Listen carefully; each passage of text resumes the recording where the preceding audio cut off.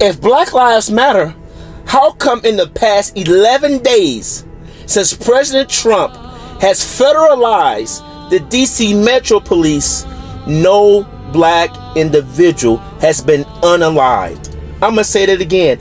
How come in the past 11 days, no black person has been unalived in DC since President Trump has taken over the DC Metro Police? There's a stat that says in the past 7 years in DC that black people are 112 times more likely to be unalived than white people. So if Black Lives Matter, the left, Democrats, progressives, how come you all are not celebrating that no black person has been unalived in the past 11 days in DC since Trump took over? Correctly. But for carjackings, the difference between this period, this 20-day period of this federal surge and last year represents a 87% reduction in carjackings in Washington, D.C. We know that when carjackings go down, when the use of gun goes down, when homicide or robbery go down, neighborhoods feel safer and are safer. So this surge has been important to us for that reason. Prevented, and we're still trying to get a lot of answers to a ton of questions. But the one thing is clear, you are dealing with a person who's trans, that was transitioning. Are you going to be examining at all some of the drugs that are used in order to make that transition happening, to see if it plays a role? Because we also know there was a trans shooter in the Tennessee situation. Yeah, we are doing those kind of studies now at NIH. We're launching studies on the potential contribution of some of the SSRI drugs and some of the other psychiatric drugs that might be contributing to violence. You know, many of them on there had black box warnings that warn of suicidal ideation and homicidal ideation. So we can't exclude those as a culprit, and those are the kind of studies that we're doing. So I've never seen that medicine, but you're saying that if you get it, some of the side effects could be homicide, suicide? Well, there are black box warnings on some of these psychiatric drugs that warn about, in their clinical trials, that they saw suicidal and homicidal ideation. So, you know, we are going into that with an open mind. Good morning, ladies and gentlemen. The one and only James Williams, Doe Waters, and I'm back. And, you know, there's a lot going on in the world. I talk about that, and I say that daily. But in the context of spiritual warfare and just warfare for nations, there's a hell of a lot going on. When I say there's a hell of a lot going on, there's a hell of a lot going on. Now, the video I did last night didn't get a whole bunch of views when I laid out these generations of people. So I'm going to circle back and show you guys that real quick, because I'm going to be referring to this as I talk. So I want you to understand what I'm talking about. Maybe, hopefully today I'll have time to do a long late night video version of this where I can show you more of it. When you hear me talk about a perverse and crooked generation, I'm talking about people who pretty much have no faith. And there we go. They believe that everything is fact, not faith, offended by testimonies of Christians. When you hear me talk about an adulterous generation, those are people who twist everything to make it right. They legalize bribery, cut corners, break norms, alter standards. When you hear me talk about a forgetful generation, that's a generation of people who've been around and forgot God's work. Now, when you really look at this, the way it works is it works backwards. So you'll have a generation whose parents experienced God. They forgot God and what he did, which is typically what ends up happening with a lot of these people who become liberal as they get older. The natural progression of man is the older you get, the more conservative you get. And so you're trending upward in the right direction. But what ends up happening when a family becomes more and more liberal, and there's a divergence, is you go from a forgetful generation to an adulterous generation to a perverse, crooked generation. And so it's like you're walking up a ladder. You can go from perverse and crooked to adulterous to forgetful to remembering the Lord in 4 generations, or you can go the opposite way in 4 generations. Hopefully that's making sense to you. Let's go to the news now. When we take a look at what's going on, I want to start here. The director for National Centers of Immunization and Respiratory Disease, this doctor is an example of what we're talking about when we talk about perverse people. In the 1990s, when I was growing up, in the early 2000s, it was commonly known that if you had some type of fetish or some type of, weird thing that you like to do, that it didn't matter what your qualifications were. Your personal decisions played into your overall decision making. But we get to the point now where this perverse, crooked generation, anything goes. So we have a doctor who's been in charge of immunizations and respiratory disease walking around like this. I mean, look at this. Now, don't get me wrong. You can do whatever the hell you want to do as an adult. But there's consequences for certain behaviors. And you wonder why you have this rebellious generation of children who feel like, oh, they can put anything in their face, they can put anything on their body, they can tattoo anywhere, they can tattoo on their cheeks, they can tattoo on their necks, they can have 17 pieces of iron in their face, and everybody should accept them. It's because behind the scenes you got people like this who've reached places of authority. On Wednesday, Dr. Daskalis turned in his resignation at the Center of Disease Control and Prevention, the CDC. His resignation came hours after news broke that CDC Director Susan Moranzo was ousted from the agency. His resignation comes on the same day that the Health and Human Services Secretary, Robert Kennedy Jr., announced a slew of changes to limit access to COVID vaccines. On Wednesday, the FDA officially rescinded the emergency use authorization from the COVID-19 vaccines and the authorizations that were used to justify medical mandates, lockdowns, and mass coercion under Joe Biden's regime. RFK Jr. fulfilled a major campaign promise of Donald J. Trump's administration, made it clear that the era of unchecked mandates is over. The 4 things he promised: number 1, end the COVID vaccine mandates. Number 2, keep the COVID vaccines available to people who want them, especially the vulnerable. 3, to demand placebo-controlled trials from companies. And 4, to end the emergency. And I tell you what, Robert Kennedy Jr. did exactly what he said he was going to do. And the one thing you got to know about wicked little devils and demons is when the light shines, they scurry and run away. But that's who was inside the CDC. Because you wonder how, the CDC can come up with all these recommendations and all this crazy crap. And then be fine with what was going on with people. Well, now you understand why. You get it. You see why. But you, under normal circumstances, you wouldn't have never known that right there was working inside the CDC. He just would have been there. You've never known it.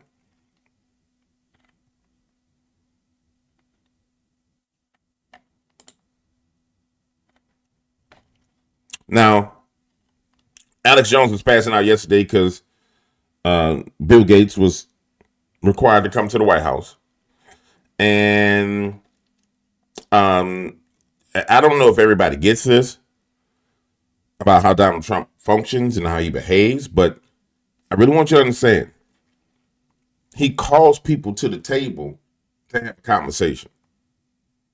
So watch this. It's over. Secretary of Defense Pete Hegseth launches full-scale investigation into Microsoft's using of CCP-backed linked in the Microsoft using of CC-backed or CCP-linked engineers on U.S. military and Pentagon cloud projects.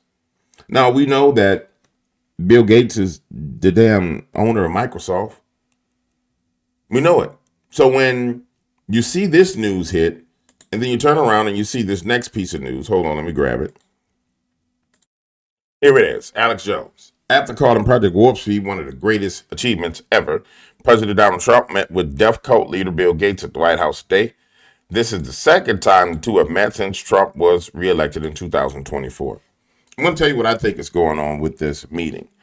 I think first time Bill Gates came to have a conversation with Donald Trump to try and pitch him on various different vaccines and AI and the future. And I could see him sitting there with Donald Trump going, yeah, Donald, the world is moving in a direction and we're hoping that we can partner with you and our partners to create the New World Order globalist system so that we can find out, because we need to get CO2 down to zero and,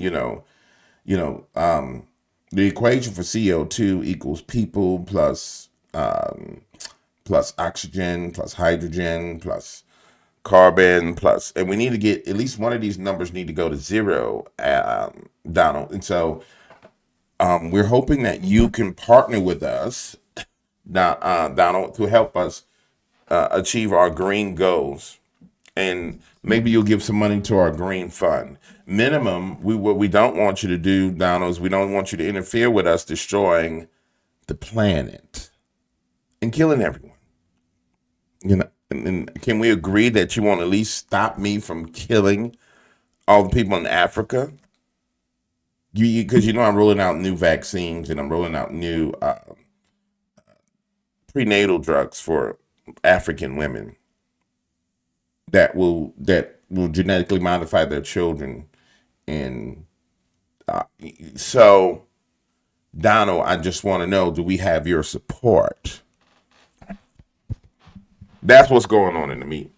And Donald's sitting there saying, yeah, I'm starting to get it all together. I'm starting to get some momentum. And you'll notice he dealt with Soros and his son.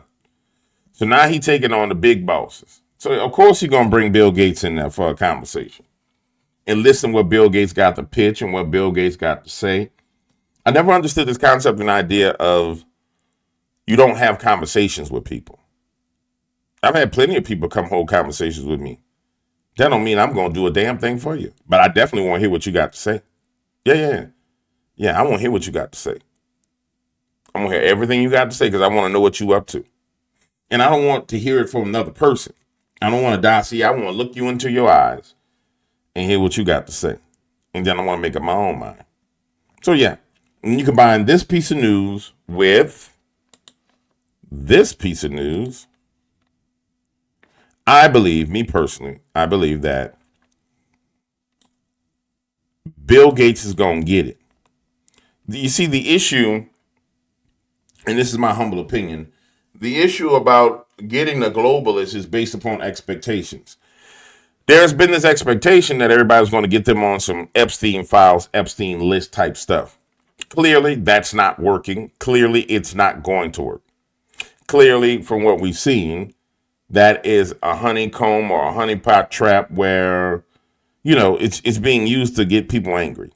And clearly, there's no there. Clearly, it's a nothing burger at this point in time. Well, I can't believe you said it was a nothing burger, James. How about what happened to the children? Shut up. Shut your ass up. Shut up.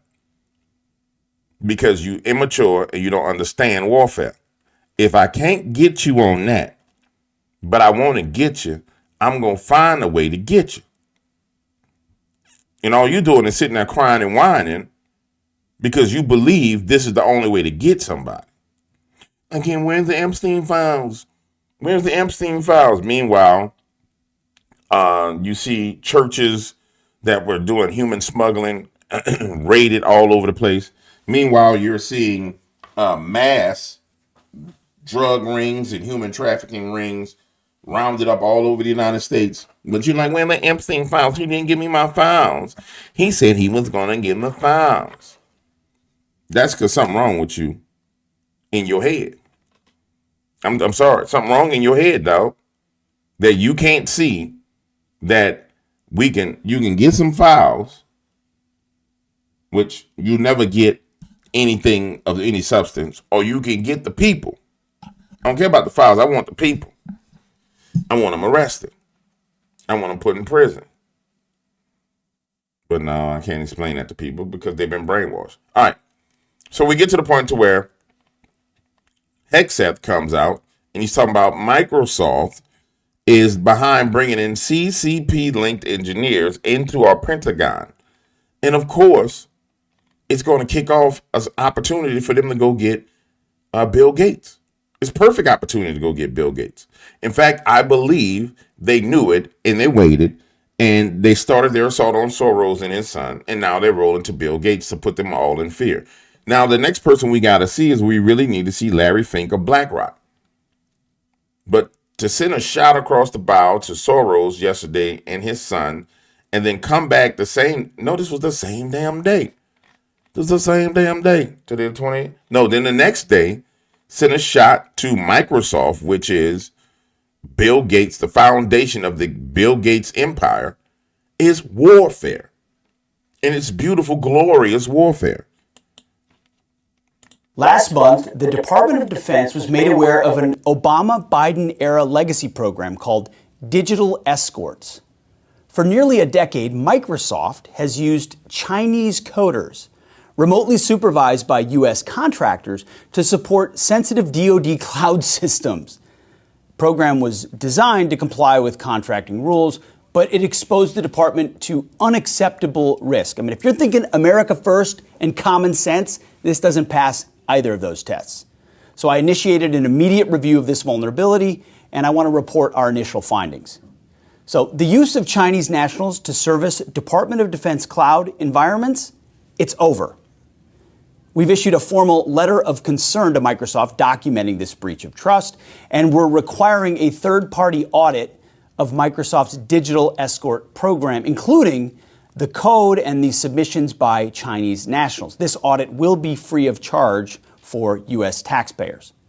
I'm also tasking the Department of Defense experts with a separate investigation of the digital escort program and the Chinese Microsoft employees that were involved in it.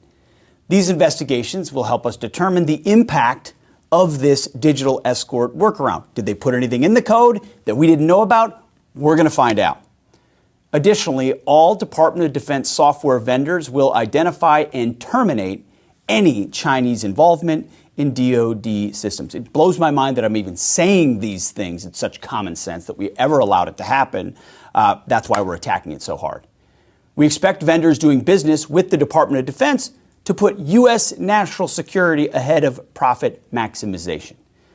I'm committed, like the president is, to ensuring that our national security networks are secure. Again, it's America first, and it's common sense. This never should have happened in the first place, but once we found out about it, we've attacked it aggressively from the beginning, and we're going to follow all the way through the tape to make sure that this is addressed. So DoD is working in conjunction as well with our partners in the rest of the federal government to ensure that all U.S. networks are protected. God bless. You see? And I'm going to tell you something. The Chinese people are smart. Asian people are smart in general. But this quote unquote race between America and China, there is no race outside of, people stealing intellectual property. I'm sorry, there is no race. There was no China prior to them going over there, the Clintons, the Bushes, going to China and establishing China, giving them trade secrets, giving them money, doing deals with them. There was no China. China was a bunch of people struggling. We gotten to the point now where we've allowed, because of traitors inside our government, we allowed China to become powerful and become our enemy. But it wasn't anything that China did itself. It was what the traitors inside of our government did. Now I want to go to one more thing before I get out of here. You know, as we kind of come off the tail end of the shooting yesterday in Minnesota, where the transgender student or male, well, I don't even know how you describe that because it's confusing.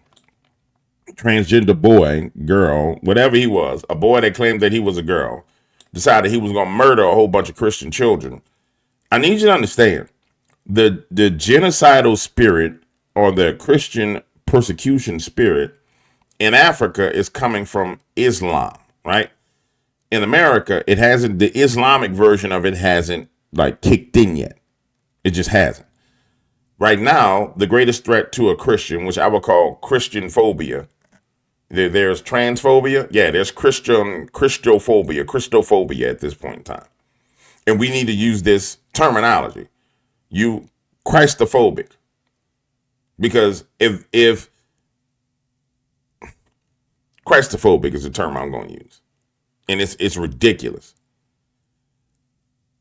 When you realize that this same spirit of persecution is moving throughout the earth, you see it in Nigeria, you turn around, you see it in Minneapolis, and then you see the army amassing inside of America of Islam to do the same thing that they think they did in Nigeria, that they think they're going to do in America, which I can tell you now, that's going to end bad. It's not going to happen. I don't even understand the globalist like leadership idea that what would make them think that America would be like a Nigeria, to where you can just roll in, chop off hands, shoot, stab, kill people.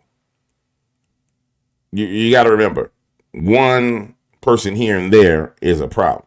You ain't having no roving bands of people roll up and do nothing to nobody in America. But the point I'm making is this. This spirit of Christian persecution is rising up all over the place. And the reason why is because the kingdom of darkness is taking massive losses. Yesterday's death of those children, the murder of those children, although it doesn't make sense to the average Christian, it's a violent act against Christians. But you got to understand, from God's perspective, he knew you before you was born, and he knew those children before they were born, and he welcomes those kids home as martyrs. So when those kids died, they came back to his throne and he welcomed them. They in a way better place than you and I are right now. And I want you to watch what happens out of this particular death, out of this particular shooting, now that the wheels of power are under control of some righteous people. The first piece of news that came out was there was going to be an investigation to SSI drugs.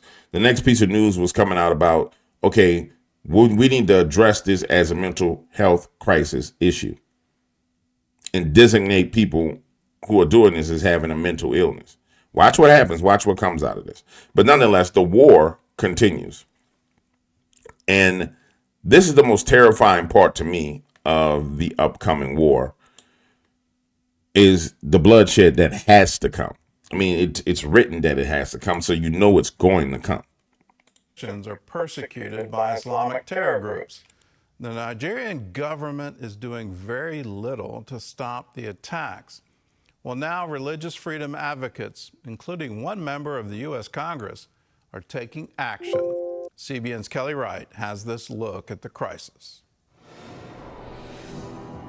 On this very day, 210 persons were slaughtered in one night, in less than 24 hours. The video from the Father's Day massacre includes graphic images of people being burned alive, families attacked, and homes destroyed in Yelawata, Nigeria.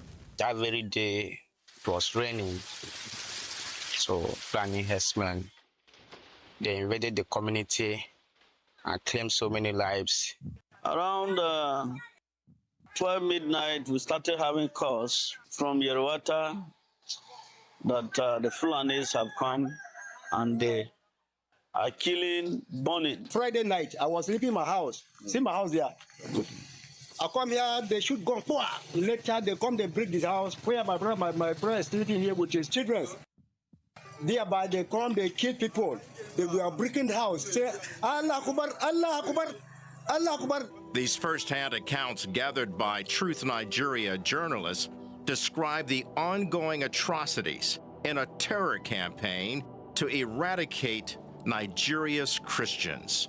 Judge Saul, filmmaker and missionary, the organizer of equipping the persecuted, highlighted this documentary as a way to sound the alarm.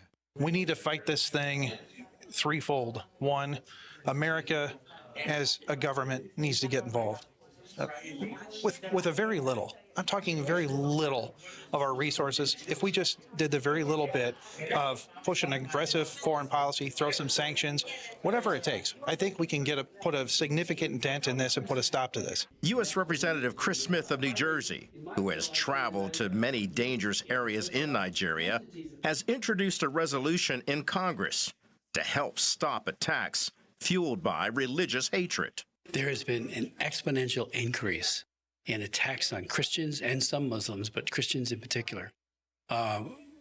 Protestants, evangelicals, Catholics, they're firebombing their churches. The Fulani are killing them with absolute impunity. We've called on the government in Abuja and the president several times to do what governments do, law enforcement. Use the military if you have to, but stop this genocide and do it now. The resolution points to Nigeria's government's apparent open border policy that allows almost free access to the country. Fulani militants and ISIS-linked extremist groups from neighboring countries take advantage of this policy to carry out mass murder, rape, and kidnappings. It's mighty funny when it all comes back to Babel. If you've been following me, all this destruction that's going on all over the world, in Europe, in America, even the battles that we're fighting right now in America with immigration in Africa, all of it comes back to them trying to reconstruct the Tower of Babel and the system of Babel, where there was no borders. Remember, I said that God established borders when he scattered the tongues and the languages at the Tower of Babel. It's amazing that when you really break it down to the spiritual essence of things, it's just wicked men doing the exact opposite of what God told us to do. And it consistently leads to the same stupid consequences. And every time it's done, guess who's targeted? Christians are targeted. And I don't care what anybody says, it ain't Jews that's targeted, it's Christians that are targeted. In fact, Jews are targeting Christians in places right now, blowing up Christian churches and killing. So it's Christians that's targeted. And I'm not even going to get to the whole Jewish thing, because there's Zionist haters that they go overboard and they lose their mind. And there's some truth to what they say. But I'll say this. The Bible says, pray for the peace of Israel. Nowhere in the Bible does it not say that those people are not going to be evil, wicked people. They just were covered under his grace. Like he chose them for whatever reason. He decided he's going to choose them. But that don't mean you get to roll up on me and do me anything you won't do. No, we ain't playing them kind of games. No, sir. We're not doing that. Now, it's a terrible situation to find ourselves in this world. And it's always because it's a direct violation of the Lord's word or the Lord's ordinances or his precepts. And that's what we see. That's exactly what we see going on everywhere. Whether it be the perverse and wicked generation of men that go into the CDC, that hide and do wicked things, whether it be the open borders policies that everybody adopted because they were taking money from NGOs, which was stealing money from the United States of America to give money to NGOs, to give to nations to come up with these open border policies. And then in come in the Muslims and every other thing you can find, every other wickedness from across the world comes into your nation with the concept and idea of targeting, pillaging, raping, and killing everyone. It all stems from the spiritual laws of God and his kingdom. And if you understand those, then you understand what you can do and what you can't do, what you should do and what you shouldn't do. It's why I personally believe that the real issue with politics in America is the politicians have never studied the Bible. They've never studied the laws of the Bible. If they studied the laws of the Bible and the rules of the Bible, they wouldn't know, okay, yeah, we can't do this. This is going to end bad. And people will say, well, sir, we'll make this many millions of dollars. No, we can't do it. It's going to end bad. We're not doing that. I don't give a damn how many millions of dollars it's going to make. That's going to end bad for this nation. We can't do it. Let's find another solution. But we don't have those people there. And that's what has to happen. Well, that's actually what's happening. There's a rise of a new breed of people that's coming, like a hybrid generation of the kingdom of God that's coming into. You see it everywhere. It's just people don't know what they're seeing. Like Alex Jones is a hybrid generation. He's a media operation, but also a priest and also a prophet who's been telling people, screaming in the wilderness, this is coming, this is coming. But he's also a businessman. Yeah, look. May the Lord reveal it to you. I'll see y'all on the next video.